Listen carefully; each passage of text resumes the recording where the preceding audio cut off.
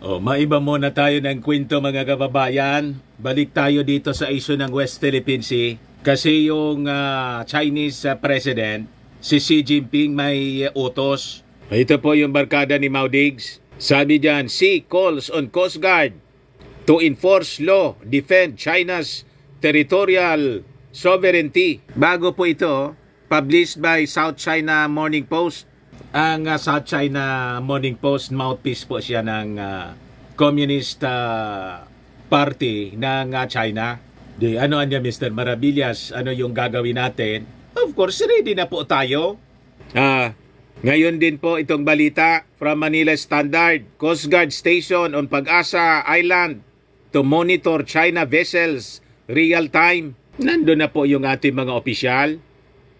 Di ba? Hindi man po distracted yung ating gobyerno sa mga alingas-ngas na ginagawa ng kanilang panggugulo na ginagawa ng kanilang barkada na si Mao Diggs. Gamit po yung SMNI.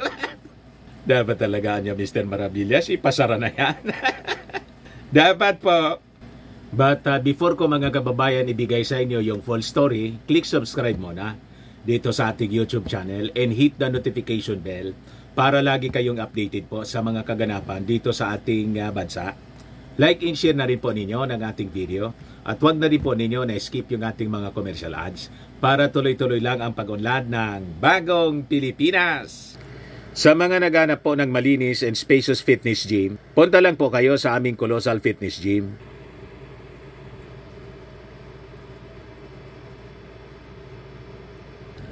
We also offer grab car rental with our brand new 2023 model ng Toyota Innova. We also accept booking for those who are planning to travel via PAL, Cebu Pacific and other airline companies, local and international, and bills payment po for Meralco bills, PLDT, etc. Ang Colossal Fitness Gym is located at 3rd floor Security Bank Building, Landco Business Park, Legazpi City, Albay. For your inquiries, look for Jilon Maravillas, contact number 0966-802-0949.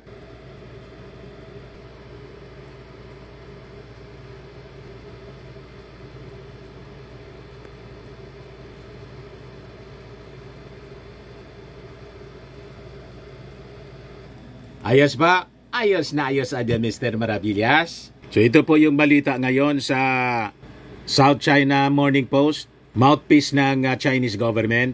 So sabi dyan, Xi Jinping tells Coast Guard to enforce law, resolutely defend territorial sovereignty while on East China Sea visit. Yan yan, Mr. Maravillas. East China Sea naman yan. Hindi man South China Sea. Package po yan sa kanila. Damay lagi yung South China Sea. Diba nagpagawa na po ng mapa yung China? Inubos po. Lahat na lang kanila.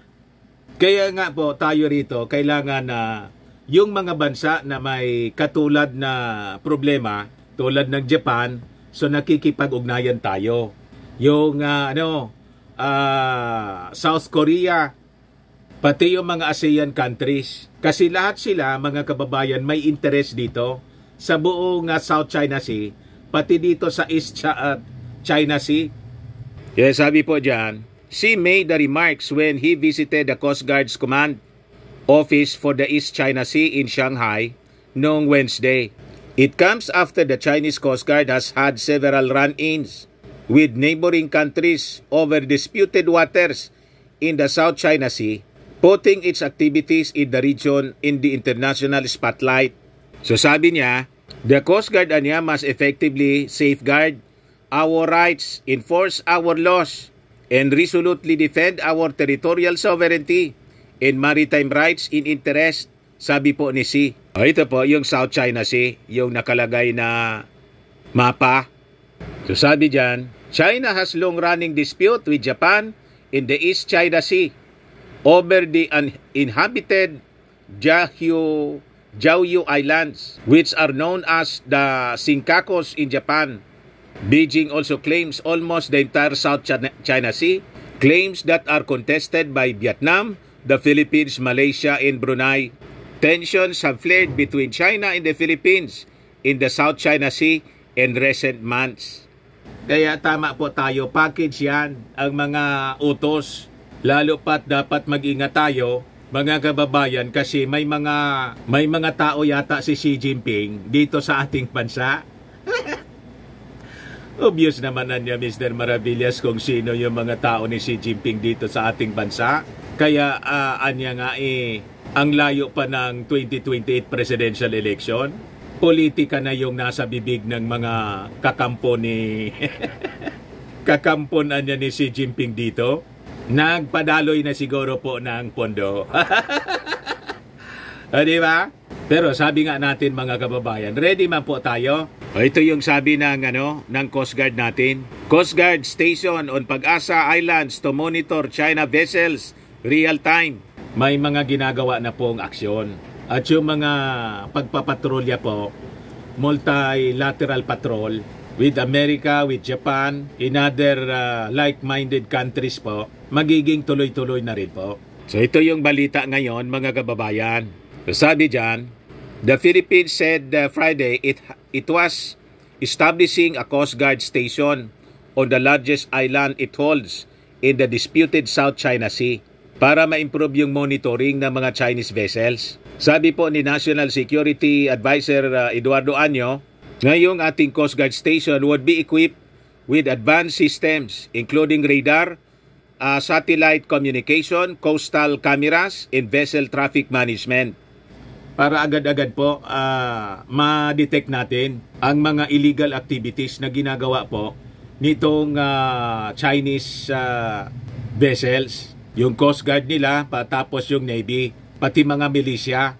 So sabi dyan, the station has been built and is expected to be operational early next year. These systems will greatly enhance the Philippine Coast Guard's ability to monitor the movements of the Chinese maritime forces, other countries that might be coming here, and also as well as our own public vessels in aircraft.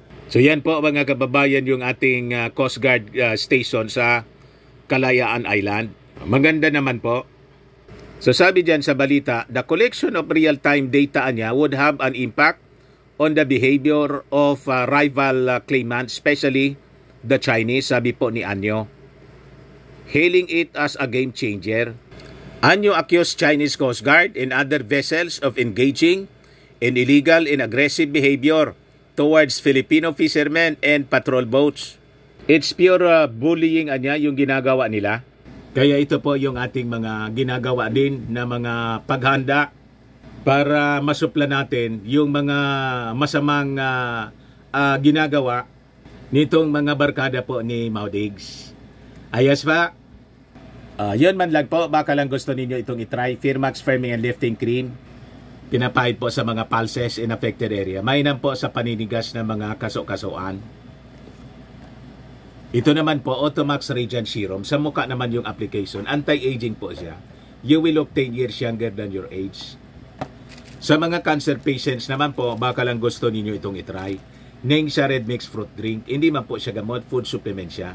Kaya lang, gawa siya mga kababayan sa goji berry. Yung goji berry may anti-cancer properties. Ayos?